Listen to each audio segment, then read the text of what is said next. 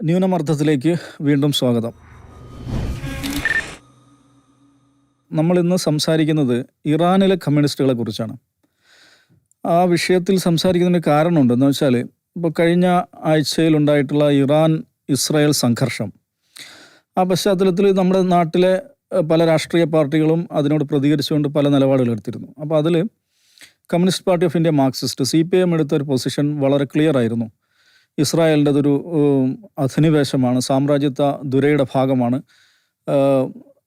പൂർണ്ണമായും ഇസ്രായേലിനെതിരെ ഇറാൻ്റെ പക്ഷത്ത് നിന്നുകൊണ്ടുള്ള നിലപാടാണ് CPIM സ്വീകരിച്ചത്. CPIMൻ്റെ അഖിലേന്ത്യാ സെക്രട്ടറി MA ബേബി ആണെങ്കിലും നമ്മുടെ സംസ്ഥാന മുഖ്യമന്ത്രി പിണറായി വിജയനാണെങ്കിലൊക്കെ അതിൽ വളരെ ശക്തമായ നിലപാടുകൾ സ്വീകരിച്ചു. അപ്പോൾ ആ സമയത്ത് CPIM ഇസ്രായേൽ വിരുദ്ധ ഇറാൻ അനുകൂല നിലപാട് സ്വീകരിച്ച് വന്ന സമയത്ത് നമ്മുടെ സോഷ്യൽ മീഡിയ പ്ലാറ്റ്ഫോമുകളിൽ അതിനെതിരായിട്ട് വന്ന പ്രധാനപ്പെട്ട ഒരു വിമർശനം അല്ലെങ്കിൽ ഒരു പരിഹാസം, അത് പ്രധാനമായിട്ടും വരുന്നത് വലതുപക്ഷ ഹാൻഡിലുകളിൽ നിന്നും അതേപോലെ ഈ നവനാസ്തിക പക്ഷത്തു നിന്നാണ്.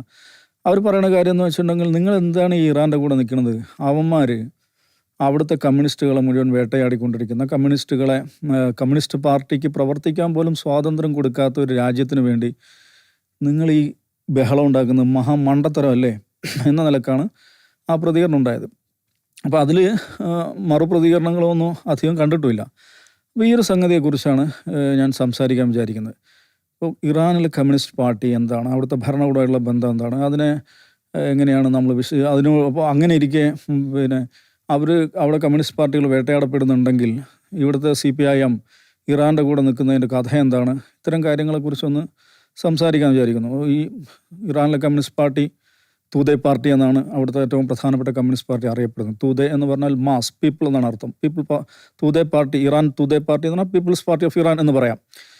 അപ്പോൾ അത് ഇറാനിൽ നിരോധിക്കപ്പെട്ട സംഘടനയാണ്, പാർട്ടിയാണ്, അതിൽ യാതൊരു സംശയമില്ല. പക്ഷേ ഇതിൽ ഒരു പ്രശ്നം എന്താണെന്ന് വെച്ചാൽ, നമ്മൾ ഇത്തരം വിഷയങ്ങളെ സമീപിക്കുമ്പോൾ പലതരത്തിലുള്ള സങ്കീർണതകളിൽ നമ്മൾ പെട്ടുപോകും എന്നുള്ളൊരു പ്രശ്നമുണ്ട്.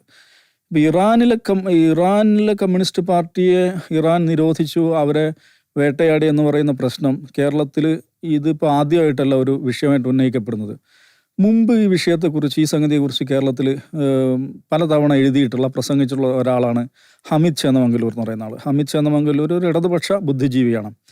അദ്ദേഹം 2005 മെയ് 29 ഇറങ്ങിയ മാതൃഭൂമി ആഴ്ചപ്പതിപ്പിൽ എഴുതിയ ഒരു ലേഖനം, ആ ലേഖനത്തിൻ്റെ ഒരു പശ്ചാത്തലം എന്താണെന്ന് വെച്ചാണെങ്കിൽ, അന്ന് കേരളത്തിൽ CPIM-ഉം ജമാഅത്ത് ഇസ്ലാമിയും രാഷ്ട്രീയ രംഗത്ത് ബായിമാരായിട്ട് പ്രവർത്തിച്ചുകൊണ്ടിരുന്ന കാലമാണ്. അപ്പോൾ ആ സമയത്ത് CPIM-ൻ്റെ ഈ ഔദ്യോഗിക പൊസിഷനെ എതിർത്തുകൊണ്ട് KN കുഞ്ഞഹമ്മദിന് മറുപടി ആയിക്കൊണ്ട് ഹമീദ് ചേന്നമംഗലൂർ മാതൃഭൂമിയിൽ എഴുതിയ ലേഖനമാണ്. ആ ലേഖനത്തിൽ അദ്ദേഹം പറയുന്നൊരു കാര്യം ഞാൻ വായിക്കാം. മതമൗലികവാദികളോട് മാർക്സിസ്റ്റുകൾ സംവാദാത്മക സഹകരണത്തിൽ ഏർപ്പെടണമെന്ന് പറയുന്നവർ ചരിത്രത്തിൽ നടന്ന അത്തരമൊരു സംവാദാത്മക സഹകരണത്തിൻ്റെ ശേഷപത്രത്തിലേക്ക് ഒന്ന് കണ്ണോടിക്കുന്നത് നന്നായിരിക്കും. ഇറാനിൽ US സാമ്രാജ്യത്താനുകൂലിയായ ഷാ റിസ പഹ്ലവിയുടെ ദുർഭരണം നടക്കുന്ന കാലം ഖൊമൈനി പക്ഷക്കാരായ ഇറാനിലെ ഇസ്ലാമിസ്റ്റുകളോട് ചേർന്ന് അന്നാട്ടിലെ കമ്മ്യൂണിസ്റ്റുകാരായ തൂദേ പാർട്ടിക്കാർ ഷായ്ക്കെതിരിൽ മെയ് മറന്നു പോരാടി. 1979 ഷാ അധികാരഭ്രഷ്ടനായി. ഖൊമൈനിയും കൂട്ടരും അധികാരാരോഹണം നടത്തി. അവരുടെ കാര്യപരിപാടിയിലെ മുഖ്യ ഇനങ്ങളിലൊന്ന് മതവിരുദ്ധരായ തൂദേ പാർട്ടിക്കാരെ വകവരുത്തുക എന്നതായിരുന്നു. വിചാരണയ്ക്ക് വിധേയരാക്കപ്പെടുക പോലും ചെയ്യാതെ അവിടെ പരശതം കമ്മ്യൂണിസ്റ്റുകാർ ഇസ്ലാമിക ഭരണാധികാരികളാൽ വധിക്കപ്പെട്ടു. ഈ സമീപ ഭൂതകാല സംഭവം മറ്റാര് മറന്നാലും മാർക്സിസ്റ്റുകൾ മറക്കരുത്. ജമാഅത്തെ ഇസ്ലാമിയെ പോലുള്ള മതമൗലികവാദ സംഘങ്ങളുമായി സംവാദാത്മക സഹകരണത്തിന് ഇറങ്ങിപ്പുറപ്പെടുന്നവർ ദയവായി ഇതൊന്നോർക്കണം എന്ന് ഹമീദ് ചേന്നമംഗലൂർ ആ ലേഖനത്തിൽ പറയുന്നുണ്ട്. എന്ന് വെച്ചാൽ തൂദേ പാർട്ടിക്കാരെ അവിടെയുള്ള ഇറാൻ ഭരണകൂടം വേട്ടയാടി എന്നുള്ളത് അപ്പം കേരളത്തിൽ നേരത്തെ തന്നെയും ഈ രാഷ്ട്രീയ സംവാദ ഭൂമികയിൽ ഉന്നയിക്കപ്പെട്ട ഒരു വിഷയമാണെന്നുള്ളതാണ്. അപ്പോൾ ഇതിൽ തൂദേ പാർട്ടി എന്ന് പറഞ്ഞാൽ, ഞാൻ അതിൻ്റെ വിശദാംശങ്ങളിലേക്ക് കടക്കുന്നതിന് മുമ്പ് വേറൊരു കഥ പറയാം. ഇപ്പം തൂദേ പാർട്ടിയെ ഇറാൻ നിരോധിച്ചു, ഇറാൻ വേട്ടയാടി എന്നുള്ളതൊരു വസ്തുത തന്നെയാണ്. അവരിപ്പോഴും ഇറാനിൽ അവർക്ക് പ്രവർത്തിക്കാൻ സ്വാതന്ത്ര്യമില്ല എന്നുള്ളതും വസ്തുതയാണ്.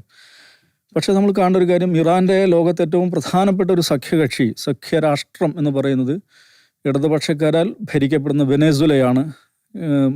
തികഞ്ഞ മാർക്സിസ്റ്റുകളാൽ ഭരിക്കപ്പെടുന്ന ഉത്തര കൊറിയയാണ് എന്ന് നമുക്ക് കാണാൻ പറ്റും. അതേപോലെ ചൈന അവരുടെ പ്രധാനപ്പെട്ട ഒരു പിന്തുണ രാജ്യമാണ്. ഇതെങ്ങനെയാണ് നമ്മളിതിനെ വ്യാഖ്യാനിക്കുക എന്ന് പറയുന്ന ഒരു ഭയങ്കര പ്രശ്നമുണ്ട്. അപ്പോൾ അതിൽ വേറൊരു കഥ ഞാൻ പറയാം. 2006 പിന്നെ സദാം ഹുസൈൻ തൂക്കിലേറ്റപ്പെടുന്നത്. സദാം ഹുസൈൻ നമുക്കറിയാം, അമേരിക്കൻ സാമ്രാജ്യത്വത്താൽ വേട്ടയാടപ്പെട്ട് തൂക്കിലേറ്റപ്പെട്ട ആളാണ്. സദാം ഹുസൈൻ കൊല്ലപ്പെട്ടപ്പോൾ നമ്മുടെ നാട്ടിൽ വലിയ പ്രതിഷേധം ഇടതുപക്ഷക്കാരുടെ ഭാഗത്തു നിന്നുണ്ടായിട്ടുണ്ട്, മാർക്സിസ്റ്റുകളുടെ ഭാഗത്തു നിന്നുണ്ടായിട്ടുണ്ട്, ഇസ്ലാമിസ്റ്റുകളുടെ ഭാഗത്തു നിന്നുണ്ടായിട്ടുണ്ട്. അപ്പോൾ ആ സമയത്ത് ഇറാഖിലെ കമ്മ്യൂണിസ്റ്റ് പാർട്ടി, അതുപോലെ ഇറാഖിലെ ഇസ്ലാമിസ്റ്റുകൾ എന്ത് നിലപാടെടുത്തു എന്നുള്ള കൗതുകരായിരിക്കും. ഇറാഖിലെ ഇസ്ലാമിസ്റ്റുകളും കമ്മ്യൂണിസ്റ്റുകളുമെല്ലാം സദാം ഹുസൈൻ്റെ തിരോധാനത്തിൽ ആഹ്ലാദിച്ചവരായിരുന്നു എന്നുള്ളതാണ് വസ്തുത. അവർ നിശ്ചയമായിട്ടും അമേരിക്കൻ അധിനിവേശത്തോട് എതിരായ സമീപനം സ്വീകരിച്ചവരാണ്. പക്ഷേ സദാം ഹുസൈൻ ഭരണകൂടം ഇല്ലാതാവുകയും അമേരിക്കൻ പിന്തുണയിലുള്ള പുതിയ കെയർടേക്കർ ഗവൺമെൻറ് അവിടെ അധികാരത്തിൽ ഏറുകയും ചെയ്തപ്പോൾ അവിടുത്തെ ഇറാഖി കമ്മ്യൂണിസ്റ്റ് പാർട്ടി ആ ഭരണകൂടത്തിൻ്റെ ഭാഗമായിരുന്നു, അവിടുത്തെ ഇസ്ലാമിസ്റ്റ് പാർട്ടികൾ ആ ഭരണകൂടത്തിൻ്റെ ഭാഗമായിരുന്നു. അപ്പോൾ എന്തുകൊണ്ടാണെന്ന് ചോദിച്ചാൽ, ഇറാഖിലെ ഈ സദാം ഹുസൈൻ്റെ ക്രൂരതയ്ക്ക് ഇരയായ ഒരു കൂട്ടരാണ് ഇറാഖിലെ കമ്മ്യൂണിസ്റ്റുകൾ. സദാം ഹുസൈൻ, അതിലും വേറെ തമാശയുണ്ട്, സദാം ഹുസൈൻ്റെ പാർട്ടിയുടെ പേര് ബാത്ത് സോഷ്യലിസ്റ്റ് പാർട്ടി എന്നുള്ളതാണ്. അദ്ദേഹം അടിസ്ഥാനപരമായി സോഷ്യലിസ്റ്റാണ്. സ്വന്തം ജനതയെ പതിനായിരക്കണക്കിന് മനുഷ്യരെ കൊന്ന ഒരാളാണ്. കൂട്ട നശീകരണമായത് രാസായുധങ്ങൾ ഉപയോഗിച്ചിട്ട് കുർദുകളെ കൊന്നിട്ടുണ്ട്, ഷിയാക്കളെ കൊന്നിട്ടുണ്ട്, കമ്മ്യൂണിസ്റ്റുകളെ കൊന്നിട്ടുണ്ട്, ഇസ്ലാമിസ്റ്റുകളെ കൊന്നിട്ടുണ്ട്. അപ്പോൾ ആ സമയത്ത് സദാം ഹുസൈൻ കൊല്ലപ്പെടുകയും കേരളത്തിൽ അത് വലിയൊരു വികാരമായി നിൽക്കുകയും ചെയ്യുന്ന സമയത്ത് ഞാൻ മാതൃഭൂമി ആഴ്ചപ്പതിപ്പിലൊരു ലേഖനം എഴുതിയിരുന്നു. സദാം ഹുസൈൻ പ്രതിയും പ്രതീകവും എന്നായിരുന്നു ആ ലേഖനത്തിൻ്റെ തലക്കെട്ട്. അപ്പോൾ അതിൽ ഒരു സദാം ഹുസൈന് വേണ്ടി പ്രകടനം നടത്തുന്ന കൂട്ടിലങ്ങാടിയിലെ ഇസ്ലാമിസ്റ്റുകളും കഴക്കൂട്ടത്തെ മാർക്സിസ്റ്റുകളും അറിയാൻ വേണ്ടി എന്ന് പറഞ്ഞുകൊണ്ട് ചില കാര്യങ്ങൾ പറഞ്ഞിരുന്നു. എന്താണ് സദാം ഹുസൈൻ സ്വന്തം ജനതയോട് ചെയ്തത്, അവിടുത്തെ ഇസ്ലാമിസ്റ്റുകളും അവിടുത്തെ കമ്മ്യൂണിസ്റ്റുകളും അദ്ദേഹത്തോട് സ്വീകരിച്ച നിലപാട് എന്താണ് എന്നതിനെക്കുറിച്ചൊക്കെയായിരുന്നു അതിൽ പറഞ്ഞത്. വലിയ തമാശ എന്ന് വെച്ചാൽ, ആ ലേഖനം പുറത്തു വന്നതിന് ശേഷം നല്ല ചൂടുള്ള വെളിച്ചെണ്ണയിൽ പൊരിച്ച തെറി എന്ന് പറയില്ലേ, തെറി അഭിഷേകത്തിൻ്റെ ഒരു പ്രവാഹമായിരുന്നു എനിക്ക് ഫോണിൽ. അന്ന് ഈ സ്മാർട്ട് ഫോണില്ല, പഴയ നോക്കിയയുടെ ഫോണാണ്. അന്ന് ലഭിച്ച തെറി ഫോണുകൾക്ക് കയ്യും കണക്കുമില്ല. അപ്പോൾ സദാം ഹുസൈന് നമ്മുടെ കേരളത്തിൽ ഇത്രയും ആരാധകരുണ്ട് എന്ന് എനിക്ക് മനസ്സിലായ ദിവസങ്ങളായിരുന്നു അത്. അപ്പോൾ ഞാൻ പറഞ്ഞതെന്ന് വെച്ചാൽ, നമ്മൾ മറ്റൊരു രാജ്യത്ത് നടക്കുന്ന സംഭവം അല്ലെങ്കിൽ ആഗോള രാഷ്ട്രീയത്തിൽ നടക്കുന്നൊരു സംഭവം അതിനെ സമീപിക്കുന്നതിലെ സങ്കീർണതയാണ് അത് കാണിക്കുന്നത്. അതുകൊണ്ടാണ് ബാത്ത് സോഷ്യലിസ്റ്റായ സദാം ഹുസൈൻ അവിടെ അധികാരത്തിൽ വരുന്നു, അയാൾ കമ്മ്യൂണിസ്റ്റുകളെ കൊല്ലുന്നു. പക്ഷെ അയാൾ കൊല്ലപ്പെടുമ്പോൾ അതിനെതിരെ ഇവിടെയുള്ള കമ്മ്യൂണിസ്റ്റുകൾ പ്രതിഷേധിക്കുന്നു, അവിടെയുള്ള കമ്മ്യൂണിസ്റ്റുകൾ അതിൽ സന്തോഷിക്കുന്നു. ഇങ്ങനെയൊക്കെയുള്ള സങ്കീർണതകൾ നിറഞ്ഞാണ് ലോകരാഷ്ട്രീയം എന്ന് പറയുന്നത്. അപ്പോൾ ഇറാനുമായി ബന്ധപ്പെട്ട അല്ലെങ്കിൽ ഇറാനിലെ കമ്മ്യൂണിസ്റ്റ് പാർട്ടിയുമായി ബന്ധപ്പെട്ട ഈ വിഷയത്തെ നമ്മൾ അങ്ങനെ തന്നെയാണ് കാണേണ്ടത്. തൂതെ പാർട്ടി എന്ന് പറയുന്നത് ഇറാനിലെ വളരെ പ്രധാനപ്പെട്ട ഒരു ഇടതുപക്ഷ മാർക്സിസ്റ്റ് ലെനിനിസ്റ്റ് പാർട്ടിയായിരുന്നു. 41 നേരത്തെ ഇറാൻ പേർഷ്യൻ കമ്മ്യൂണിസ്റ്റ് പാർട്ടി എന്ന പാർട്ടി അവിടെ ഉണ്ടായിരുന്നു. 41 തൂതെ പാർട്ടി എന്ന പേരിൽ സുലൈമാൻ മിർസ ഇസ്കന്ദർ എന്ന് പറയുന്ന വളരെ ജനകീയനായിട്ടുള്ളൊരു നേതാവിൻ്റെ നേതൃത്വത്തിൽ അത് ഫോം ചെയ്യപ്പെടുന്നത് 1941. വളരെ പെട്ടെന്ന് തന്നെ അത് ഇറാൻ സമൂഹത്തിൽ തുടക്കത്തിൽ അവർ സ്വീകരിച്ച എന്താണെന്ന് വെച്ചാൽ, തുടക്കത്തിൽ ഒരു കൗതുകമാണ്, സ്ത്രീകൾക്ക് മെമ്പർഷിപ്പ് കൊടുക്കാറുണ്ടായിരുന്നില്ല. ഇറാനിലെ ഒരു മതാത്മക സമൂഹത്തിൻ്റെ ആ ഒരു സംഗതികളെ, അതിൻ്റെ ഒരു ഡൈനാമിക്സിനെ കണ്ടുകൊണ്ടായിരിക്കണം അവരുടെ പാർട്ടി ഓഫീസിൽ നിസ്കാരമുറികൾ പോലും ഉണ്ടായിരുന്ന ചില ലേഖനങ്ങൾ നമുക്ക് കാണാൻ പറ്റും. പക്ഷേ ലേറ്റർ അവർ വളരെ ഒരു ക്ലാസിക്കൽ കമ്മ്യൂണിസ്റ്റ് പാർട്ടിയുടെ എല്ലാ നിലപാടുകളും സ്വീകരിച്ചു. അപ്പോൾ അന്നത്തെ പെഹ്ലവി ഭരണകൂടം അവരോട് അത്ര നല്ല നിലയിലല്ല പെരുമാറിയത്. പക്ഷേ പിന്നീട് ഇടയ്ക്ക് ഈ മൊസദ്ദിഖ് ഭരണകൂടം, പ്രധാനമന്ത്രി മൊസദ്ദിഖ് വന്നു, അദ്ദേഹം ഈ ഓയിൽ ഫീൽഡുകൾ നാഷണലൈസ് ചെയ്തു. അങ്ങനെയുള്ള ചില നടപടികൾ, ദേശസാൽക്കരണ പദ്ധതികളായിട്ടൊക്കെ മുന്നോട്ട് പോയി. അതിനെ തൂതെ പാർട്ടി പിന്തുണക്കുന്നുണ്ട്. മൊസദ്ദിഖിൻ്റെ കാലത്ത് അവർക്ക് കുറച്ചും കൂടെ വളർച്ചയും പ്രവർത്തനത്തിലൊരു വൈപുല്യവും സംഗതികളൊക്കെ കിട്ടുന്നുണ്ട്. പക്ഷേ മൊസദ്ദിഖിൻ്റെ ഭരണകൂടം CIA ഇടപെടലിൽ തുടർന്ന് അട്ടിമറിക്കപ്പെടുന്നു. വീണ്ടും മൊസദ്ദിഖ് ഭരിക്കുമ്പോഴും ഭരണാധികാരിയായിട്ട് രാജ്യാധിപനായിട്ട് പെഹ്ലവി തന്നെ, ഷാ തന്നെയാണുള്ളത്. പക്ഷെ വീണ്ടും അവർ അധികാരം ഉറപ്പിക്കുന്നു. വീണ്ടും ഭരണകൂടത്തിൻ്റെ പല നിലക്കുള്ള വിവേചനങ്ങൾക്കും അടിച്ചമർത്തലുകൾക്കും വിധേയമാകുന്നു. അങ്ങനെ പക്ഷേ അതേസമയം തന്നെ ഒരു പാർട്ടി വളരുന്നുണ്ട്. പ്രത്യേകിച്ച് ട്രേഡ് യൂണിയൻ മേഖലയിൽ വളരെ പ്രധാനപ്പെട്ട ഒരു ഫോഴ്സായിട്ട് ഈ തൂതെ പാർട്ടി മാറുന്നു. വനിതാ ശാക്തീകരണ രംഗത്ത് ഇപ്പം സ്ത്രീകൾക്കും പുരുഷന്മാർക്കും തുല്യ കൂലി എന്ന് പറയുന്ന മുദ്രാവാക്യം, അതേപോലെ മെറ്റേണിറ്റി ലീവ് പോലെയുള്ള ആശയങ്ങൾ, അങ്ങനെ നിരവധിയായിട്ടുള്ള സോഷ്യലിസ്റ്റ് കാഴ്ചപ്പാടിൽ നിന്നുകൊണ്ടുള്ള പ്രവർത്തനങ്ങൾ അവർ സ്വീകരിക്കുന്നു. അവർ പ്രധാനപ്പെട്ട ഒരു പൊളിറ്റിക്കൽ ഫോഴ്സായിട്ട്, ഇറാനിലെ പ്രധാനപ്പെട്ട ഒരു രാഷ്ട്രീയ ശക്തിയായിട്ട് അവർ മാറുന്നു. പക്ഷേ അതേസമയം തന്നെ നമ്മൾ കാണണം, ഈ ഷാ ഭരണകൂടം അവരുടെ സർവ്വ അടിച്ചമർത്തലുകളും അമേരിക്കയുടെയും ബ്രിട്ടൻ്റെയും പിന്തുണയോടുകൂടി സർവ്വ അടിച്ചമർത്തൽ നയങ്ങളും തുടർന്നുകൊണ്ടേയിരിക്കുകയായിരുന്നു. അങ്ങനെയാണ് 70കളിൽ ഭരണകൂടത്തിനെതിരായിട്ടുള്ള ജനകീയ വികാരം ഉയരുന്നു. 79 ഇസ്ലാമിക വിപ്ലവം നമുക്കറിയാം. 79 ഖൊമൈനിയുടെ നേതൃത്വത്തിൽ നടന്ന വിപ്ലവം. ആ വിപ്ലവത്തെക്കുറിച്ച് നമ്മൾ മനസ്സിലാക്കേണ്ട കാര്യം, അത് ഓഫ് കോഴ്സ് ഖൊമൈനിയാണ് അതിന് നേതൃത്വം കൊടുത്തത്. ഖൊമൈനി ആയിരുന്നു. ഖൊമൈനി 60കളിൽ അവിടുന്ന് പുറത്താക്കപ്പെടുന്നത്. പിന്നെ ഇറാഖിലും ഫ്രാൻസിൽ നിന്നും ആണ് അദ്ദേഹം ഈ വിപ്ലവം നയിക്കുന്നത്. അപ്പം അത് ദീർഘമായിട്ടുള്ള പ്രക്രിയയാണ്. പെട്ടെന്ന് ഒരു ദിവസം ഒരു വിപ്ലവം ഉണ്ടാകുകയല്ല ചെയ്യുന്നത്. അതിലെല്ലാവരും ഭാഗവാക്കായിരുന്നു. കമ്മ്യൂണിസ്റ്റുകളുണ്ടായിരുന്നു, സോഷ്യലിസ്റ്റുകളുണ്ടായിരുന്നു, ഈ പറയുന്ന കുർദ് രാഷ്ട്രീയം, കുർദ് സ്വയംഭരണത്തിന് വേണ്ടി പ്രവർത്തിക്കുന്ന ആളുകളുണ്ടായിരുന്നു. എല്ലാവരും ഒത്തുചേർന്ന് നടന്ന ഒരു വിപ്ലവമാണത്. പക്ഷേ അതിൻ്റെ ഒരു ലീഡിങ് റോൾ, അതിൻ്റെ ഒരു ഐക്കോണിക് ഫിഗർ എന്ന് പറയുന്നത് നിശ്ചയമായിട്ടും ആയത്തുള്ള ഖൊമൈനി ആയിരുന്നു. അപ്പോൾ ഖൊമൈനിയുടെ നേതൃത്വം നടന്നിട്ടുള്ള ഈ വിപ്ലവത്തിനോടൊപ്പമായിരുന്നു തൂതെ പാർട്ടി.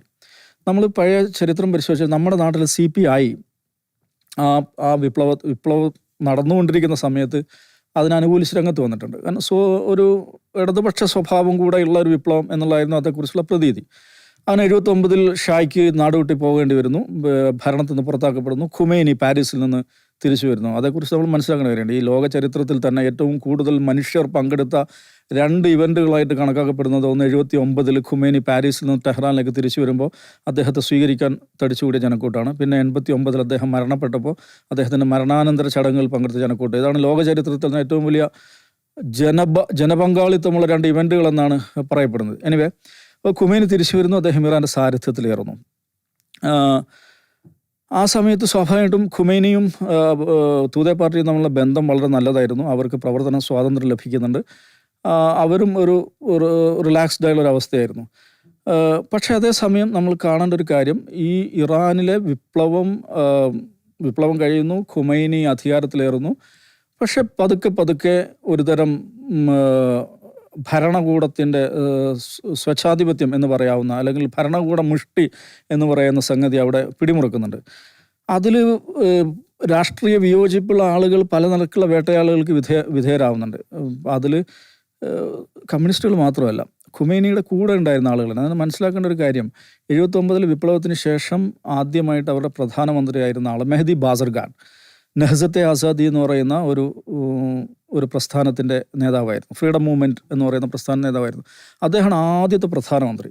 പക്ഷെ അദ്ദേഹത്തിന് പ്രധാനമന്ത്രി കസേര അധികം ഇരിക്കാൻ പറ്റിയില്ല. എനിക്ക് തോന്നുന്നു ഒരു വർഷമാകുന്നതിന് മുമ്പ് തന്നെ അദ്ദേഹം കസേര വിട്ടു പോകുന്നുണ്ട്. പിന്നെ അദ്ദേഹം പലതരത്തിലുള്ള വേട്ടയാടലുകൾക്ക് ഭരണകൂടത്താൽ വിധേയമാകുന്നുണ്ട്. 1-2 തവണ അദ്ദേഹത്തിനെതിരെ വധശ്രമം പോലും ഉണ്ടാകുന്നുണ്ട്. മെഹ്ദി ബാസർഗാൻ അങ്ങനെയുള്ള ഒരാളായിരുന്നു. മുഹമ്മദ് മുഫ്തിസാദ, വളരെ പ്രധാനപ്പെട്ട, ഒരുപക്ഷെ ഖൊമൈനിയുടെ വലങ്കൈ എന്ന് പോലും പറയാവുന്ന തരത്തിൽ വിപ്ലവ സമയത്ത് മുന്നണിപ്പടയായിട്ടുണ്ടായിരുന്ന ആളാണ് മുഹമ്മദ് മുഫ്തിസാദയുടെ ഒരു പ്രത്യേകത എന്ന് വെച്ചിട്ടുണ്ടെങ്കിൽ, അദ്ദേഹം സുന്നി നേതാവ്, സുന്നിയായിരുന്നു, കുർദായിരുന്നു. കുർദുകൾക്കിടയിൽ വലിയ സ്വീകാര്യത ഉണ്ടായിരുന്ന, വിപ്ലവം വിജയിപ്പിക്കുന്നതിൽ വളരെ നിർണായകമായി പങ്കുണ്ട ആളായിരുന്നു മുഹമ്മദ് മുഫ്തിസാദെ. അദ്ദേഹം ഐഡിയോളജിയിൽ അദ്ദേഹം ഇസ്ലാമിസ്റ്റ് ആയിരുന്നു. ഈ പറയുന്ന ഖൊമൈനിയൊക്കെ സ്വീകരിക്കുന്ന തരത്തിലുള്ള ഒരു ഹാർഡ് കോർ ഇസ്ലാമിസ്റ്റ് ലൈനല്ല. നേരത്തെ പറഞ്ഞ ബാസർഗാനും, മെഹ്ദി ബാസർഗാനും, അദ്ദേഹം ഒരു ഇസ്ലാമിസത്തെ തള്ളി പറയുന്ന ആളായിരുന്നില്ല. ഇപ്പം പുതിയ ഇറാൻ എന്തായിരിക്കണമെന്ന ചോദ്യം വരുമ്പോൾ ഇസ്ലാമിക് റിപ്പബ്ലിക് ഓഫ് ഇറാൻ എന്നുള്ളതായിരുന്നു ഖൊമൈനിയുടെ കാഴ്ചപ്പാട്. ബാസർഗാൻ്റെ കാഴ്ചപ്പാട് democratic Islamic republic of Iran എന്നുള്ളതായിരുന്നു. അങ്ങനെ സൂക്ഷ്മതലത്തിൽ പലതരം രാഷ്ട്രീയമായ അഭിപ്രായ വ്യത്യാസങ്ങളുണ്ടായിരുന്ന ആളുകൾ അവിടെ ഉണ്ടായിരുന്നു. അവരെല്ലാവരും കൂടിയാണ് ഇറാൻ വിപ്ലവം വിജയിപ്പിക്കുന്നത്. പക്ഷേ അത്തരം ആളുകളെല്ലാം പിന്നീട് ഇറാൻ എസ്റ്റാബ്ലിഷ്മെൻറ്റിൻ്റെ, ഇറാൻ ഭരണത്തിൽ നിന്ന് പുറത്താവുകയും പലരും വേട്ടയാടപ്പെടുകയൊക്കെ ചെയ്ത് നമ്മൾ കാണുന്നത്. ഈ പറഞ്ഞ മുഹമ്മദ് മുഫ്തിസാദ ഉണ്ടല്ലോ, അദ്ദേഹം 1983 ജയിലിൽ അടക്കപ്പെടുന്നുണ്ട്. പിന്നെ 93 അദ്ദേഹം പുറത്തിറങ്ങുന്നത്. 59 വയസ്സാണ് എന്നാണ് എൻ്റെ ഓർമ്മ.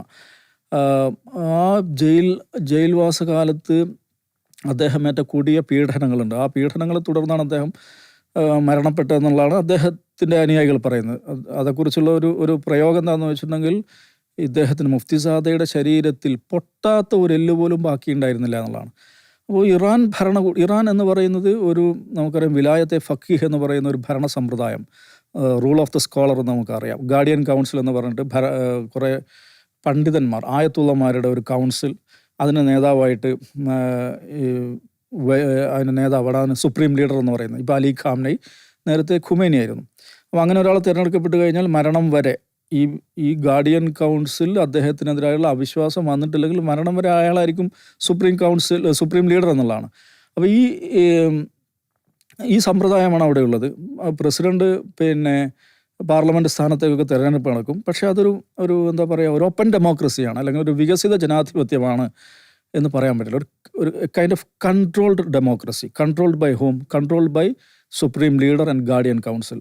അപ്പോൾ അതുകൊണ്ട് അതൊരു വികസിത ജനാധിപത്യ സമ്പ്രദായമാണ്, ഒരു പുരോഗമന ജനാധിപത്യ ഘടനയാണ് ഇറാനിലുള്ളത് എന്ന് നമുക്ക് പറയാനേ പറ്റില്ല. അതുകൊണ്ട് തന്നെ രാഷ്ട്രീയ വിയോജിപ്പുള്ളവരെ അടിച്ചമർത്തുകയും അവരെ ഇല്ലാതാക്കുകയും അവരെ പുറത്താക്കുകയും അവരെ പേജ് ചെയ്യുകയും കൊല്ലുകയും പീഡിപ്പിക്കുകയും ഒക്കെ ചെയ്ത അനുഭവങ്ങളുണ്ട്. പക്ഷെ അത് കമ്മ്യൂണിസ്റ്റുകളുടെ കാര്യത്തിൽ മാത്രമല്ല, വിയോജിപ്പുള്ള ഇസ്ലാമിസ്റ്റുകൾ പോലും അതിന് വിധേയരായിട്ടുണ്ട്, നാഷണലിസ്റ്റുകൾ അതിന് വിധേയരായിട്ടുണ്ട്, പലരും വിധേയരായിട്ടുണ്ട്. അപ്പം അതിൻ്റെ എന്തുകൊണ്ട് അങ്ങനെ സംഭവിക്കുന്നു വെച്ചാൽ, സാധാരണ പറയുമല്ലോ, വിപ്ലവത്തിൻ്റെ കുഞ്ഞുങ്ങളെ കൊന്നു തിന്നുന്നു എന്ന് പറയാറുണ്ട്. അത് പല വിപ്ലവങ്ങളും സംഭവിക്കുന്നൊരു ദുര്യോഗമാണ്. ഇറാനിൽ ഒരു സവിശേഷമായൊരു സാഹചര്യം കൂടെ ഉണ്ടായിരുന്നു. 79 വിപ്ലവം പൂർത്തിയാകുന്നു, പുതിയ ഭരണകൂടം വരുന്നു. ഒന്ന് ആലോചിച്ച് നോക്കുക, ആ വിപ്ലവത്തിനെതിരെ വിപ്ലവത്തെ തകർക്കാൻ വേണ്ടി സർവ്വ പരിശ്രമം നടത്തിയ ആളുകളാണ് ബ്രിട്ടനും അമേരിക്കയും ഒക്കെ. പക്ഷെ അതിനെല്ലാം അതിജയിച്ചുകൊണ്ടാണ് വിപ്ലവം വിജയിക്കുന്നത്. പക്ഷേ വിപ്ലവത്തിന് ശേഷം പുതിയ ഗവൺമെൻറ് ഒന്ന് എഴുന്നേറ്റ് നിൽക്കുന്നതിന് മുമ്പ്, അത് സ്റ്റെബിലൈസ് ചെയ്യുന്നതിന് മുമ്പ് അതിൻ്റെ മേൽ ഒരു യുദ്ധം അടിച്ചേൽപ്പിക്കപ്പെടുന്നുണ്ട്. 1980 ഇറാഖ് ഇറാനിലേക്ക് കടന്നു കയറുന്നു. എന്തിനാണത് സംഭവിച്ചത്? ഒരു കാര്യവുമില്ലാതെ എന്തോ ഷാത്തിൽ അറബ് എന്ന് പറഞ്ഞിട്ട് ഒരു ജലപാതയുടെ പ്രശ്നം വെറുതെ കുത്തിപ്പൊക്കി ഇറാനെ ആക്രമിച്ചു. അതിൻ്റെ പിറകിൽ അമേരിക്കയായിരുന്നു. അത് നമ്മൾ മനസ്സിലാക്കണം. അമേരിക്കയും ബ്രിട്ടനുമായിരുന്നു, ചില അറബ് രാജ്യങ്ങളുണ്ടായിരുന്നു. അപ്പോൾ ഇറാനിലെ ഈ പുതിയ ഭരണകൂടത്തെ മുളയിലെ കളയുക എന്നുള്ളതാണ് പദ്ധതി. അപ്പോൾ നമ്മൾ കാണും, ഒരു ദീർഘകാലത്ത്, അരനൂറ്റാണ്ട് കാലത്തെ പഹ്ലവി ഭരണകൂടത്തെ മാറ്റിക്കൊണ്ട് പുതിയ ഭരണകൂടം വരുന്നു. അങ്ങനെ ഒരു ഭരണകൂടം വരുമ്പോൾ തന്നെ അതിന് മുമ്പിൽ വലിയ ചലഞ്ചുകളുണ്ടാവും.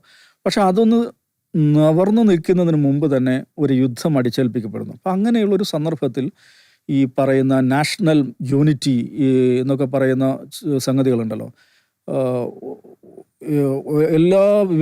എല്ലാറ്റിനെയും ഒതുക്കി നിർത്തി ഒരു ദേശീയതയുടെ ഒരു ഭയങ്കരമായിട്ടൊരു പ്രവാഹം, അതിൻ്റെ ഒരു ശക്തിയാണ് അത്തരം സന്ദർഭങ്ങളുണ്ടാകുക. അപ്പോൾ വിയോജിപ്പുകൾക്കൊന്നും അപ്പോൾ ഒരു സ്ഥാനം ഉണ്ടാവില്ല. അപ്പോൾ ഇങ്ങനെ ഒരു യുദ്ധരംഗത്തേക്ക് വന്നിരിക്കെ വെറുതെ ഈ സൈദ്ധാന്തിക തർക്കങ്ങൾ അല്ലെങ്കിൽ ബഹളങ്ങളൊന്നും ഉണ്ടാക്കാൻ പറ്റില്ല, ഒന്നിച്ചു നിൽക്കണം എന്ന് പറയുന്നൊരു സന്ദേശം ഇറാൻ ജനതയിലേക്ക് കൊടുക്കുകയാണ് ഖുമൈനി ചെയ്യുന്നത്. അപ്പോൾ നമ്മളിപ്പോൾ ഒരു യുദ്ധമുഖത്താണ്. അപ്പം അങ്ങനത്തെ ഒരു യുദ്ധമുഖത്ത് പൊളിറ്റിക്കൽ ഡിസെൻറ്റ്, അതൊരു നമ്മൾ മനസ്സിലാക്കേണ്ട കാര്യമാണ്. ഏതൊരു രാജ്യമാണെങ്കിലും യുദ്ധത്തെ അഭിമുഖീകരിക്കുമ്പോൾ രാഷ്ട്രീയ വിയോജിപ്പുകൾ, അതേപോലെ ജനാധിപത്യം, അതൊക്കെ വളരെ പെട്ടെന്ന് അപകടത്തിലാവും. അപ്പോൾ ആ ഒരു സാഹചര്യം കൂടെ അവിടെ ഉണ്ടായിരുന്നു. അതിൻ്റെ പ്രശ്നങ്ങൾ കൂടെ ഈ പറയുന്ന അടിച്ചമർത്തലുകൾക്കും പേജുകൾക്കും കാരണമായിട്ടുണ്ട് നമുക്ക് കാണാൻ പറ്റും. അങ്ങനെയാണ് അതിൻ്റെ ഭാഗമായിട്ടാണ് 80 യുദ്ധം തുടങ്ങുന്നു. 83 തൂതെ പാർട്ടി നിരോധിക്കപ്പെടുന്നു. 83 നിരോധിക്കപ്പെടുന്നു. അതിൻ്റെ പ്രധാനപ്പെട്ട നേതാക്കന്മാരൊക്കെ ജയിലിലാകുന്നു, കുറേ ആളുകൾ കൊല്ലപ്പെടുന്നു.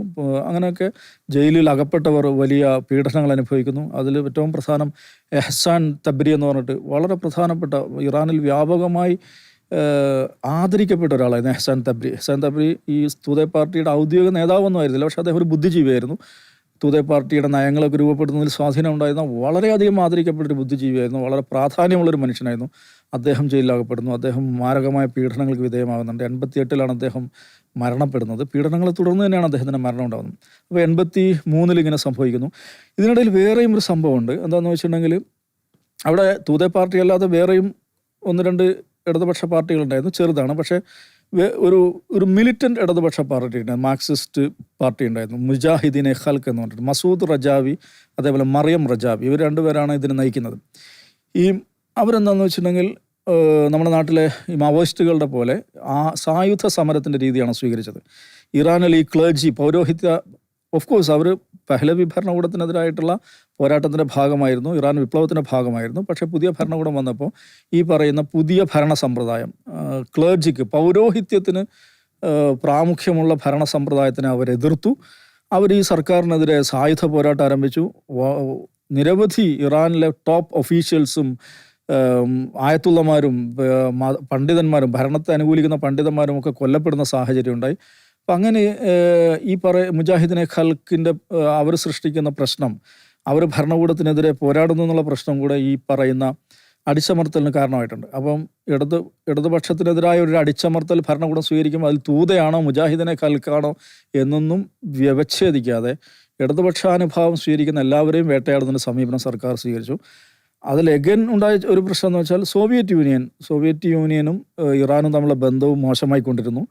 ഇറാഖ് യുദ്ധം ആരംഭിച്ച ശേഷം ഈ സോവിയറ്റ് യൂണിയൻ ഇറാഖിനെ സഹായിക്കുന്നു എന്നൊരു പ്രശ്നം ഇറാനുണ്ടായിരുന്നു.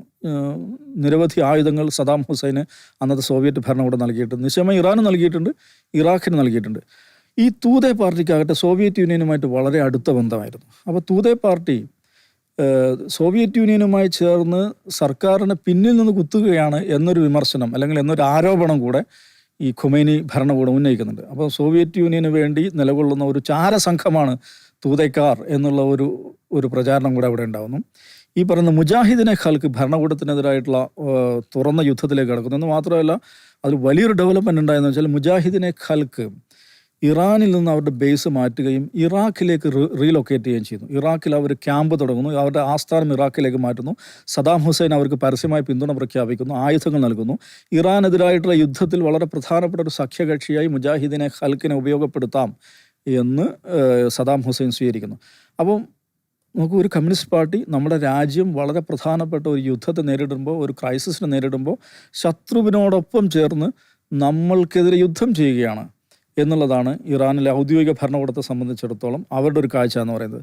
ആ ഒരു സംഗതി ജനങ്ങളിലേക്ക് നോക്കൂ, ഇവന്മാർ ഈ പരിപാടി എടുക്കുന്ന ആളുകളാണ്, പിന്നിൽ നിന്ന് കുത്തുന്നവരാണ് എന്നൊരു സന്ദേശം ജനങ്ങളിലേക്ക് കൊടുക്കാൻ അവർക്ക് പറ്റി. അതുകൊണ്ട് തന്നെ ഇടതുപക്ഷ പാർട്ടികൾക്കെതിരായിട്ടുള്ള അടിച്ചമർത്തൽ സമീപനങ്ങൾക്ക് ഏതോ അർത്ഥത്തിലൊരു ജനപിന്തുണ ഈ പറയുന്ന ദേശീയ ബോധമുള്ള സോക്കോൾഡ് ഇറാനിയൻ പ്രൈഡിൽ, പേർഷ്യൻ പ്രൈഡിൽ അതിൽ ഇരിക്കുന്ന ആളുകളിലേക്ക് ഈ അടിച്ചമർത്തലുകൾക്ക് ഒരു ജനകീയ പിന്തുണ നേടിയെടുക്കാൻ പോലും അവർക്ക് സാധിച്ചു എന്ന് തന്നെ പറഞ്ഞാൽ 88 എത്തുമ്പോഴേക്ക് 83 കുറേ ആളുകളെ ജയിലിലടക്കുന്നുണ്ട്. 83 നിരോധിക്കുന്നത്. പക്ഷേ 88 അത് അതിൻ്റെ ഒരു മാക്സിമത്തിലേക്ക് എത്തുന്നുണ്ട്.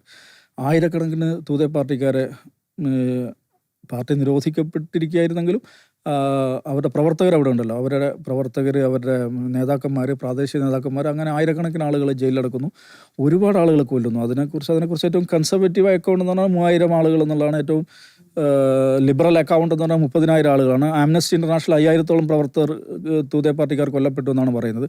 അത് തൂതേ പാർട്ടിക്കാർ എത്ര, മുജാഹിദീനെ ഖൽക്കിൻ്റെ ആളുകൾ എത്രയെന്നുള്ള വേർതിരിച്ച കണക്കുകളൊന്നുമില്ല. എന്തു തന്നെയാലും ഭരണകൂടത്തിൻ്റെ മാരകമായിട്ടുള്ള വേട്ടയാടലുകൾക്ക് തൂതേ പാർട്ടി വിധേയമായിട്ടുണ്ടെന്നുള്ള വസ്തുതയാണ്. അപ്പോൾ ഇറാനിലെ ഞാൻ പറഞ്ഞ ഒരു പ്രശ്നം, വിപ്ലവത്തിന് ശേഷം ഉണ്ടായിട്ടുള്ള പേർജിങ്, അവരുടെ കാഴ്ചപ്പാടിലെ പ്രതിവിപ്ലവകാരികൾ അല്ലെങ്കിൽ പിന്നിൽ നിന്ന് കുത്തുന്നവർ, പിന്തിരിപ്പന്മാർ എന്നൊക്കെ അവർ കാണുന്ന ആളുകൾക്കെതിരായിട്ടുള്ള വ്യാപകമായിട്ടുള്ള അടിച്ചമർത്തൽ സമീപനങ്ങളുടെ ഫലമായി തൂതേ പാർട്ടിയും വലിയ തോതിൽ ആക്രമിക്കപ്പെടുന്നുണ്ട്. പിന്നീട് അവർ പ്രവർത്തനങ്ങൾ ഏതാണ്ട് ഇല്ലാണ്ടായി. ഇപ്പം പേരിന് തൂതേ പാർട്ടിയുണ്ട്, പക്ഷേ അവരുടെ അന്ന് സോവിയറ്റ് യൂണിയനിലേക്കും പിന്നീട് പല യൂറോപ്യൻ നാടുകളിലേക്കും പോയിട്ടുള്ള നേതാക്കന്മാരാണ് വിദേശ രാജ്യങ്ങളിൽ ഇരുന്നുകൊണ്ടാണ് ആ പാർട്ടിയെ നയിക്കുന്നത്. ഇതിൻ്റെ സൂക്ഷ്മമായ കഥ തൂതേ പാർട്ടിക്ക് വെബ്സൈറ്റ് ഉണ്ട്. അവരുടെ വെബ്സൈറ്റിൽ അവരുടെ കേന്ദ്ര കമ്മിറ്റി തന്നെ അംഗീകരിച്ച പാർട്ടി ഹിസ്റ്ററി നമുക്ക് വായിക്കാൻ പറ്റും. അപ്പോൾ ഈ പറഞ്ഞിട്ടുള്ള വിപ്ലവത്തിലുള്ള അവരുടെ പങ്കാളിത്തം, അതിന് ശേഷം ഉണ്ടായിട്ടുള്ള പ്രശ്നങ്ങൾ, അതിൽ പാർട്ടി തന്നെ വിമർശനാത്മകമായിട്ട് സമീപിച്ചിട്ടുള്ള കാര്യങ്ങൾ, ഇത്തരം കാര്യങ്ങളെക്കുറിച്ച് നമുക്ക് കാണാൻ പറ്റും. അപ്പോൾ ഞാൻ പറഞ്ഞ കാര്യം എന്താണെന്ന് വെച്ചിട്ടുണ്ടെങ്കിൽ തൂതേ പാർട്ടി അവിടെ അടിച്ചമർത്തപ്പെട്ടു എന്നുള്ളൊരു വസ്തുതയാണ്. അതേസമയം നമ്മൾ മനസ്സിലാക്കേണ്ട ഒരു കാര്യം എന്ന് വെച്ചിട്ടുണ്ടെങ്കിൽ ഇറാനെതിരായിട്ടുള്ള ഇസ്രായേൽ ആക്രമണം ഉണ്ടായപ്പോൾ അവരുടെ പോളിറ്റ് ബ്യൂറോയുടെ തൂതേ പാർട്ടിയുടെ ഔദ്യോഗിക പ്രസ്താവന വന്നിട്ടുണ്ട്. അവർ ഇസ്രായേൽ ആക്രമണത്തിനെതിരായിട്ടുള്ള ശക്തമായ നിലപാട് സ്വീകരിച്ചു. ഇറാൻ്റെ സോവറിനിറ്റിയിൽ, ഇറാൻ്റെ മണ്ണിൽ നടക്കുന്ന എല്ലാ കടന്നുകയറ്റത്തെയും ഞങ്ങൾ ശക്തിയുക്തം എതിർക്കും എന്ന നിലപാടാണ് അവർ സ്വീകരിച്ചത്. അപ്പോൾ ഇത് രാഷ്ട്രീയത്തിലൊരു സങ്കീർണതയാണ്. ഇപ്പോൾ അറബ് നാടുകളിൽ നമ്മൾ കാണേണ്ട ഒരു കാര്യം എന്ന് വെച്ചിട്ടുണ്ടെങ്കിൽ അറബ് നാടുകളിൽ ഏതാണ്ട് എല്ലായിടത്തും ഒരു പക്ഷേ ഉത്തര യമനിൽ ഒഴികെ ബാക്കി എല്ലാ രാജ്യങ്ങളിലും ഇടതുപക്ഷക്കാർ വ്യാപകമായി ഭരണകൂട വിവേചനങ്ങൾക്ക് വിധേയമായിട്ടുണ്ട്. അതിന് ഒരു കാരണം എന്താണെന്ന് ചോദിച്ചിട്ടുണ്ടെങ്കിൽ മിക്ക അറബ് രാജ്യങ്ങളും അമേരിക്കൻ പക്ഷത്ത് ശീതയുദ്ധ സമയത്ത് അമേരിക്കൻ പക്ഷത്ത് നിലനിൽക്കുന്ന രാജ്യങ്ങളായിരുന്നു. സ്വാഭാവികമായിട്ടും സോവിയറ്റ് പക്ഷത്തുള്ള കമ്മ്യൂണിസ്റ്റ് പാർട്ടികൾ, ഇടതുപക്ഷ പാർട്ടികളെ എതിരിടുക എന്നുള്ളത്, അവരെ ഇല്ലാതാക്കുക എന്നുള്ള ഒരു സമീപനം സ്വീകരിച്ചിട്ടുണ്ട്. പക്ഷേ കാണേണ്ട ഒരു കാര്യം, ഇതേ അറബ് രാജ്യങ്ങളിലെല്ലാം അറബ് രാജ്യങ്ങളിൽ ഇസ്ലാമിസ്റ്റ് പാർട്ടികളും ഇതേക്കാൾ മാരകമായിട്ടുള്ള ഭരണകൂട വിവേചനങ്ങൾക്ക് വിധേയമായിട്ടുണ്ട്. ഏതാണ്ട് എല്ലാ അറബ് രാജ്യങ്ങളും ഇസ്ലാമിസ്റ്റ് പാർട്ടികൾ ആ നിലക്ക് നിരോധിക്കപ്പെട്ടതാണ്. പക്ഷേ നമ്മുടെ നാട്ടിലെ മാർക്സിസ്റ്റുകൾ ഇപ്പോൾ മുസ്ലിം ബ്രദർഹുഡിനെ കുറിച്ച് പറയുമ്പോൾ ഭീകര സംഘടന, ഈജിപ്തിൽ നിരോധിക്കപ്പെട്ട പാർട്ടി എന്നൊക്കെ പറയും. ഇതേപോലെ അവിടെ ഇടതുപക്ഷ പാർട്ടികൾ നിരോധിക്കപ്പെടുകയും ഭരണകൂട വിവേചനങ്ങൾക്ക് വിധേയമാവുകയും ചെയ്തിട്ടുണ്ട്. അപ്പോൾ ഭരണകൂടം ഉപയോഗിക്കുന്ന ഭാഷ ഉപയോഗിച്ചിട്ട് നമ്മൾക്കിവിടെ ഇഷ്ടമില്ലാത്ത ആളുകളെ നമ്മൾ വിശകലനം ചെയ്യുന്നത് ഭയങ്കര അബദ്ധമാണ്. പിന്നെ മൊത്തത്തിൽ അറബ് രാഷ്ട്രീയത്തെക്കുറിച്ച് ഇടതുപക്ഷം മനസ്സിലാക്കുന്നതിലും വലിയ പ്രശ്നങ്ങളുണ്ട്. ഇപ്പോൾ സിറിയൻ ഭരണകൂടത്തെ നമ്മുടെ നാട്ടിലെ ഇടതുപക്ഷം ഭയങ്കരമായിട്ട് പിന്തുണക്കും. സിറിയയിലെ അസാദ് ഭരണകൂടം 10-70 വർഷക്കാലം ഒരു കുടുംബം ഒരു രാജ്യം അടക്കി ഭരിച്ചതാണ്. അവർ ബാത്ത് സോഷ്യലിസമാണ് അവർ ഐഡിയോളജിയായി സ്വീകരിച്ചത്. സോഷ്യലിസ്റ്റുകളായിട്ട് സ്വയം അവരോധിക്കപ്പെട്ട ആളുകളാണ്. അവിടെ ഇസ്ലാമിസ്റ്റ് പാർട്ടികൾ നിരോധിച്ചു. അവിടെ മുസ്ലിം ബ്രദർഹുഡിൽ മെമ്പർഷിപ്പ് എടുക്കുന്നത് വധശിക്ഷയ്ക്ക് കാരണമാകുന്ന കുറ്റകൃത്യമായിട്ട് നിയമമുള്ളൊരു രാജ്യമായിരുന്നു സിറിയ. അത് ബാത്ത് സോഷ്യലിസമാണ് അവർ ഐഡിയോളജി സ്വീകരിച്ചത്. പക്ഷേ അതേസമയം അവിടെ കമ്മ്യൂണിസ്റ്റ് പാർട്ടികളുണ്ടായിരുന്നു. തുടക്കത്തിൽ ഹാഫിസുൽ അസദിൻ്റെ ഭരണകൂടവുമായിട്ട് അവർ ചേർന്ന് നിന്ന് പ്രവർത്തിച്ചു. പക്ഷേ പിന്നീട് അവിടെയും കമ്മ്യൂണിസ്റ്റ് പാർട്ടികൾ വേട്ടയാടപ്പെടുന്നത് നമ്മൾ കാണുന്നുണ്ട്. ഇപ്പോൾ ഈജിപ്തിൽ ഞാൻ 2005 ഈജിപ്തിലൊരു കോൺഫറൻസിൽ പങ്കെടുക്കാൻ പോയപ്പോൾ അവിടെ നമ്മുടെ നാട്ടിലെ പോലെ വളരെ എന്താ പറയുക പൂർണ്ണാർത്ഥത്തിലുള്ള മാർക്സിസ്റ്റ് ലെനിനിസ്റ്റ് പാർട്ടികളുണ്ടോയെന്ന് ചോദിച്ചാൽ അങ്ങനെ ഉണ്ടാവില്ല. പക്ഷേ അതേസമയം നിരവധി ഇടതുപക്ഷ പ്രസ്ഥാനങ്ങളുണ്ട്. അപ്പോൾ അവിടുത്തെ പ്രധാനപ്പെട്ട ഒരു ഇടതുപക്ഷ ധാരയുടെ നേതാവ് ജമാൽ ബന്നയാണ്. ഈ ജമാൽ ബന്ന എന്ന് പറയുന്നത് മുസ്ലിം ബ്രദർഹുഡിൻ്റെ സ്ഥാപനമായിട്ടുള്ള ഹസൻ അൽ ബന്നയുടെ സഹോദരനാണ്. ഞാൻ അദ്ദേഹത്തെ നേരിൽ കാണുകയുണ്ടായി. അദ്ദേഹം എനിക്ക് കുറേ പുസ്തകങ്ങൾ കൊണ്ടു തന്നു. കുറേ പുസ്തകം 10-30 പുസ്തകങ്ങൾ, ചെറിയ കുഞ്ഞു പുസ്തകങ്ങളാണ്. അവിടുത്തെ ഈ ട്രേഡ് യൂണിയൻ മൂവ്മെൻറ്റിൻ്റെ, ഫെമിനിസ്റ്റ് മൂവ്മെൻറ്റിൻ്റെ ഒക്കെ വളരെ പ്രധാനപ്പെട്ട ആളായിരുന്നു. അദ്ദേഹം ഒരു ക്ലാസിക്കൽ മാർക്സിസ്റ്റ് ആണെന്ന് വെച്ചാൽ അല്ല, അതേസമയം ഹീസ് എ ബ്രോഡർ ലെഫ്റ്റ്. അപ്പോൾ അദ്ദേഹം കുറേ കഥകൾ ഈ അവിടുത്തെ ഇടതുപക്ഷം ഭരണകൂടത്തിൽ അനുഭവിക്കുന്ന വിവേചനങ്ങളെ കുറിച്ച് അദ്ദേഹം സംസാരിക്കണ്ടേ. അദ്ദേഹം ഏതാനും വർഷം മുമ്പ് മരണപ്പെട്ടു പോയി. ഞാൻ പറഞ്ഞു വെച്ചാൽ അവിടെ ഈ ഹൊസ്നി മുബാറക്കിൻ്റെ സ്വച്ഛാധിപത്യ ഭരണത്തിനെതിരെ 2011 മുല്ലപ്പൂ വിപ്ലവം ഉണ്ടാകുന്നു. അതിനുശേഷം തെരഞ്ഞെടുപ്പ് നടക്കുന്നു. തെരഞ്ഞെടുപ്പിൽ മുഹമ്മദ് മുർസി 53% വോട്ട് നേടി വിജയിക്കുന്നു. ഈജിപ്തിൻ്റെ ചരിത്രത്തിലെ ആദ്യത്തെ ജനാധിപത്യത്തിലൂടെ തെരഞ്ഞെടുക്കപ്പെട്ട ആദ്യ പ്രസിഡന്റ് ആകുന്നു. പക്ഷേ അദ്ദേഹത്തിനെതിരെ വളരെ പെട്ടെന്ന് തന്നെ ഈ അമേരിക്കയുടെയും ഇസ്രായേലിൻ്റെയും ഒക്കെ ഗൂഢാലോചനയിൽ ഒരു പട്ടാള അട്ടിമറി നടക്കുകയാണ്. ആ അട്ടിമറി നടക്കുമ്പോൾ അതിൻ്റെ കൂടെയായിരുന്നു അവിടുത്തെ ഇടതുപക്ഷം. വിചിത്രമായ കാര്യങ്ങളാണ്. പക്ഷേ തമാശ എന്താണെന്ന് വെച്ചാൽ ഇദ്ദേഹം ഈ സി സി അധികാരത്തിൽ വന്ന് അദ്ദേഹം അധികാരം അരക്കിട്ടുറപ്പിച്ചതിന് ശേഷം എല്ലാ പൊളിറ്റിക്കൽ ഡിസൻറ്റും, രാഷ്ട്രീയ വിമത ശബ്ദങ്ങളെയും ഇല്ലാതാക്കി. ഇപ്പോൾ ഈജിപ്തിലെ ഏതാണ്ട് എല്ലാ ഇടതുപക്ഷ നേതാക്കളും പ്രവർത്തകരും ജയിലിലാണ്. ലോകത്തൊരു പക്ഷേ ഏറ്റവും കൂടുതൽ മനുഷ്യർ ജയിലിൽ കിടക്കുന്ന രാജ്യമായിട്ട് ഈജിപ്ത് മാറിയിട്ടുണ്ട്. അവിടുത്തെ മുസ്ലിം ബ്രദർഹുഡിനെയും ഇസ്ലാമിസ്റ്റുകളെയും മാത്രമല്ല അവിടുത്തെ ഇടതുപക്ഷക്കാരെയും ഇങ്ങനെ പിടിച്ച് ജയിലിലിട്ടിരിക്കുകയാണ്. ഇതേ ആൾക്ക് വേണ്ടിയാണ് ഈ പറയുന്ന മുഹമ്മദ് മുർസിക്കെതിരായ സമരം നടക്കുമ്പോൾ ഇടതുപക്ഷം ഒപ്പം ഉണ്ടായിരുന്നെന്ന് കൂടെ നമ്മൾ ഓർക്കണം. അപ്പോൾ ഇങ്ങനെ സങ്കീർണമാണ് രാഷ്ട്രീയം എന്ന് പറയുന്നത്. ഇത്തരം സങ്കീർണമായ രാഷ്ട്രീയത്തെ നമ്മൾ ഒറ്റവരി പ്രസ്താവനയോടെ കാണരുത്. ലോകരാഷ്ട്രീയം എന്ന് പറഞ്ഞാൽ ഞാൻ മുമ്പ് പറഞ്ഞതുപോലെ അതൊരു ഷാജി കൈലാസ് സിനിമയല്ല. പലവിധ സങ്കീർണതകൾ നിറഞ്ഞിട്ടുള്ള കാര്യമാണ്. ആ സങ്കീർണതകളായി തന്നെ സങ്കീർണതകളോടൊപ്പം മനസ്സിലാക്കുമ്പോഴേ നമുക്ക് കാര്യം പിടികിട്ടുകയുള്ളൂ. അടുത്ത ആഴ്ച വീണ്ടും കാണാം.